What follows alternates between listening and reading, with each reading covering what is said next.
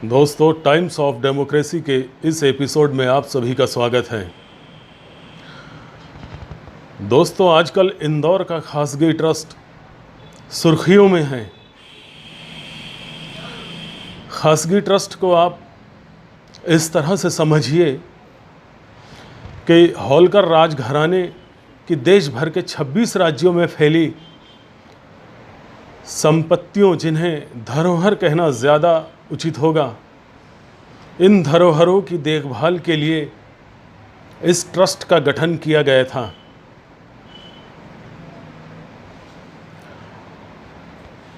उस वक्त होलकर राजघराने ने देश भर में धर्मशालाएं, घाट, किले और कई दर्शनीय स्थलों का निर्माण कराया था। जाहिर सी बात है कि इनमें से ज़्यादातर का इस्तेमाल आम जनता के लिए किया जाना था। और जब हम होलकर राजघराने की बात करते हैं तो मध्य प्रदेश के बुरहानपुर में भी नागझिरी घाट के बारे में ये कहा जाता है कि नागझिरी घाट का निर्माण देवी अहिल्याबाई होलकर ने कराया था। इसके साथ ही उन्होंने नागझिरी घाट में 12 ज्योतिर्लिंगों के प्रतीक स्वरूप भी मंदिरों का निर्माण करवाया था, ताकि शहर के लोग जो देश भर में इन ज्योतिर्लिंगों के दर्शन के लिए नहीं जा सकते, वो यहीं पर दर्शन कर पुण्य लाभ कमाएं या पूजा अर्चना कर सकें। बहरहाल इन धरोहरों को खासगी ट्रस्ट ने बेच दिया। बेची गई इन धरोहरों में हरिद्वार का कुशावर्त घाट, जिसका उल्लेख स्कंद पुराण में भी मिलता है और जिसके बारे में कहा जाता है कि यहाँ पर दान करना सर्वोत्कृष्ट दान की श्रेणी में गिना जाएगा। रामेश्वरम, पुष्कर, वृंदावन और नासिक की धरोहरों को भी कौड़ियों के मोल बेचा गया है। और इसके पीछे दलील ये दी गई है कि राज्य सरकार से इन संपत्तियों की देखरेख के लिए जो राशि मिल रही थी वह बहुत ही कम थी, इसीलिए इन धरोहरों को बेचा गया है। दोस्तों, इन संपत्तियों को बेचे जाने का मामला जब उजागर हुआ तो ये पूरा प्रकरण इंदौर हाई कोर्ट में गया। इसमें अलग अलग याचिकाएं भी लगी। इसमें मध्य प्रदेश शासन की ओर से भी एक केस दायर किया गया। और अभी कुछ दिन पहले इंदौर हाई कोर्ट ने ये अपने आदेश में स्पष्ट कर दिया है कि खासगी ट्रस्ट को इन संपत्तियों की देखभाल के लिए गठित किया गया था, न कि संपत्तियों को बेचने के लिए। अपने आदेश में हाई कोर्ट ने यह भी कहा है कि मध्य प्रदेश सरकार अविलंब इस पूरे मामले की जांच करने के लिए एक टीम गठित करें। और राज्य सरकार ने भी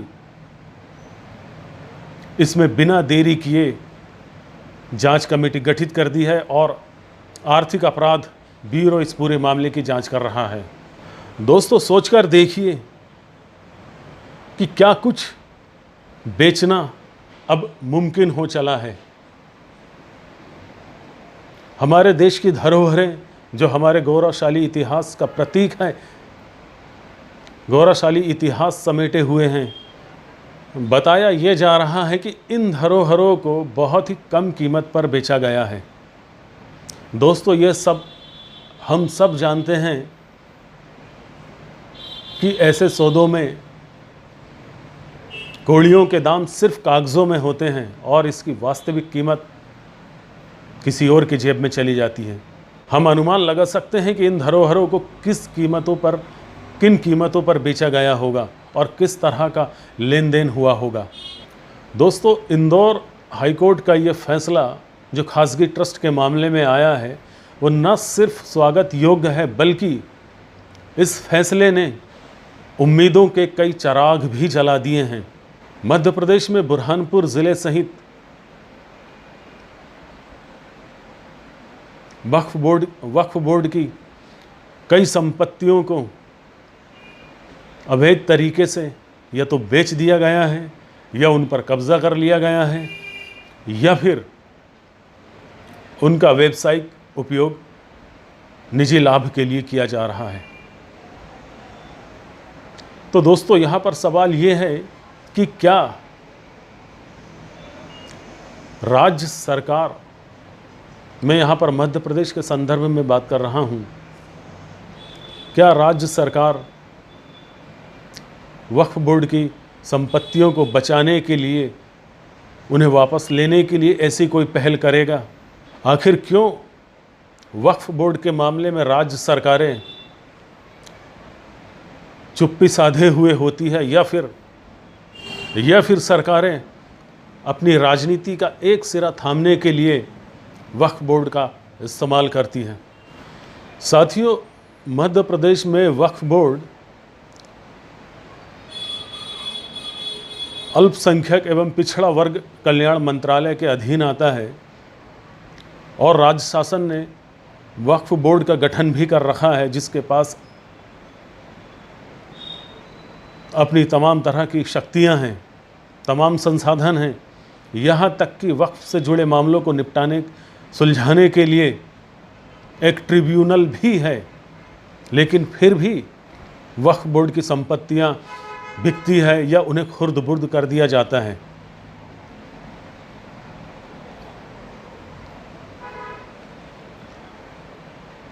दोस्तों, बहुत हैरानी की बात है कि पूरे मध्य प्रदेश में एक भी ऐसी कोई मिसाल नहीं मिलती है कि वक्फ संपत्ति का इस्तेमाल उसके निहित प्रयोजन के लिए किया जा रहा हो, या मुस्लिम समुदाय के सार्वजनिक कल्याण के लिए किया जा रहा हो, शिक्षण के लिए, दीक्षण के लिए, खेल एवं के लिए, साहित्य के लिए, स्किल डेवलपमेंट के लिए, वृद्धाश्रम के लिए, विधवा आश्रम के लिए, अनाथ आश्रम के लिए। कम से कम मेरी जानकारी में तो नहीं है, और अगर आपकी जानकारी में हो तो मुझे ज़रूर बताइए कमेंट बॉक्स में लिखकर। और वक्फ के मामले में दोस्तों हालात इस कदर अफसोसनाक है कि एक पूरा गिरोह बनाकर ही वक्फ की संपत्तियों का निपटाने का काम चल रहा है, बल्कि मैं ये कहूँगा कि साजिश चल रही है। साथियों, मध्य प्रदेश का बुरहानपुर उन ज़िलों में शुमार किया जाता है जहाँ पर वक्फ की सर्वाधिक संपत्तियाँ हैं, और ये संपत्तियाँ आज किस हाल में हैं मेरे बुरहानपुर के साथियों को बताने की ज़रूरत नहीं है, और किस कदर इन संपत्तियों की लूट खसोट हुई है और हो रही है, ये भी आप सभी की जानकारी में है। लेकिन कोई एक ईमानदार पहल न राज्य सरकार के तरफ से हुई है, और ना वक्फ के नाम पर राजनीति करने वालों की तरफ से हुई है। साथियों, यहाँ तक कि कब्रिस्तान भी बेच दिए गए। तो अब आप सोच सकते हैं कि किस तरह से वक्फ की संपत्तियों को निपटाने का काम जारी है। कुछ मामले ट्रिब्यूनल में भी हो सकते हैं, कुछ हाई कोर्ट में भी हो सकते हैं, लेकिन ऐसे कितने मामले हैं। और साथियों, इस मामले में कुछ लोग फिक्रमंद तो हैं, और उनकी नेक नियति पर भी शक नहीं किया जा सकता। हमारे बुरहानपुर में कि वक्फ की ज़मीनों को बचाने के नाम पर भी ज़मीनों को हथियाने का काम चलता है। अगर आपको याद होगा, 2013 में इसी तरह का एक आंदोलन खड़ा हुआ था। मूल रूप से वो आंदोलन एक सियासी आंदोलन था, और वो भी वक्फ की ज़मीन को हड़पने के लिए ही चलाया जा रहा था। हालांकि अभी एक सुखद समाचार ये है कि सुप्रीम कोर्ट में वक्फ संपत्तियों को बचाने के लिए पहली बार कोई याचिका लगाई गई है। तो दोस्तों, इतनी उम्मीद तो की ही जा सकती है,